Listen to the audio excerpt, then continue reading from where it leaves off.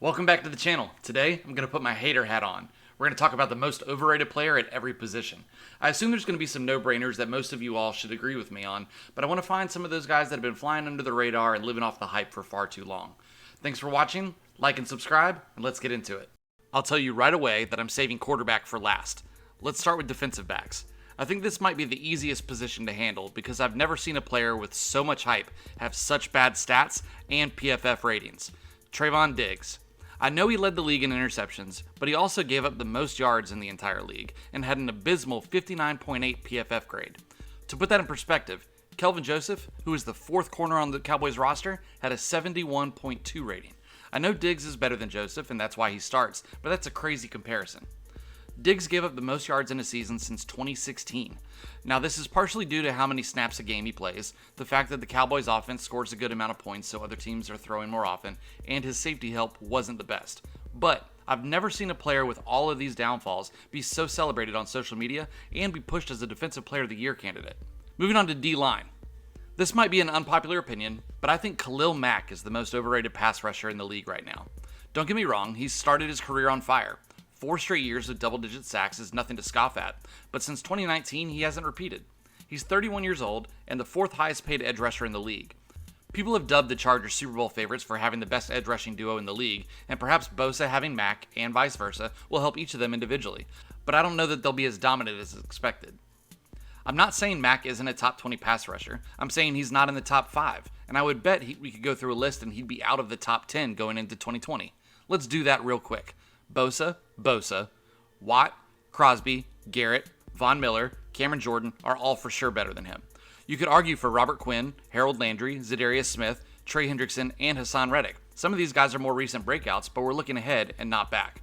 For the last defensive spot, let's talk linebackers. This one is tough because there are a lot of underrated linebackers in the league. I had to go through and check production versus contract versus social media hype. To me, the one player that stood out the most as not living up to the dollar signs and hashtags is Deion Jones. I know he's on a terrible defense in Atlanta, but you'd think that would create a lot of opportunities for tackles. He hasn't had 100 solo tackles in a single season his entire career. He's the 5th highest paid linebacker in the league and hasn't made the Pro Bowl since his 2nd year in the NFL. I just don't understand how he can land that level of contract for his current level of production.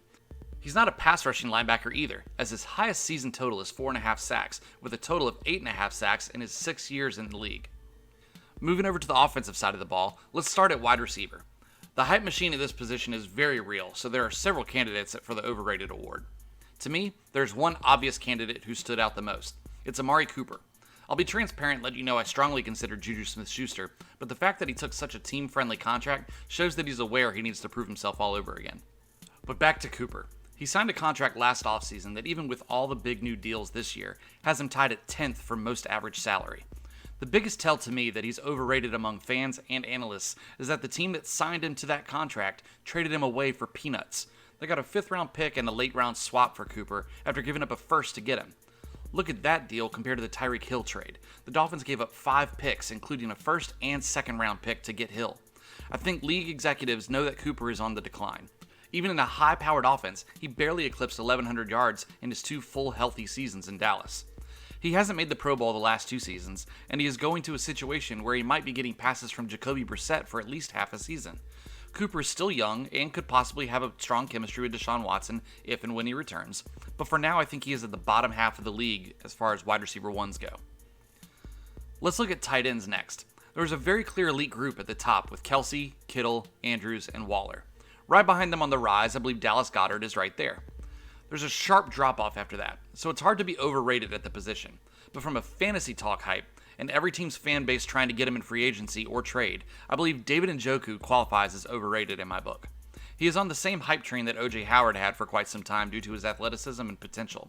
Well, 5 years into his career, and he hasn't played a full season, has never eclipsed 700 yards, and has 15 total touchdowns, all to be the 5th highest paid tight end in the league. Sorry, Browns fans, you've got 2 on this list already. Up next, let's talk running backs. I'm going to make it quick because it's a pretty easy argument.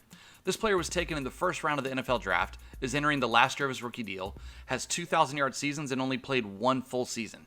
All of that, and he's being hyped as comeback player of the year with an admittedly impressive picture on his workout gains. Saquon Barkley is my most overrated running back. I hope he can stay healthy more than anything, but for now, he's overhyped, and entering a contract year, it'll be interesting to see how he plays. I do just want to throw an honorable mention out there for Christian McCaffrey, as he's the highest paid running back and has now had back-to-back injury-riddled seasons. Wishing good health to all. Lastly, the moment you've all been waiting for, let's discuss quarterbacks. For this position, I want to be very clear. The quarterback I'm picking is still in my top 10, but I've seen people rate him in their top 5, and he's paid as a top 2. I'm going with Deshaun Watson. He has been deemed the savior of the Browns, was given a fully guaranteed $230 million contract, and the man hasn't played a single down of football since the 2020 season. He's going to have to shake off the rust, and being in a new system, who's to say he'll have the same success? Also, I know he put up incredible stats in his last active year, but his team went 4-12. At the quarterback position more than any other, you're also judged on your wins and losses. To me, he hasn't proven he can lift a team to the playoffs consistently and go win it all. That's going to do it for today's video. Thanks so much for watching. If you've made it this far, please consider subscribing and like the video. I'm on my way to 1,000 subs, and when I get there, I'm going to give away a free NFL jersey to one subscriber. Thanks so much for watching, and I'll see y'all next time.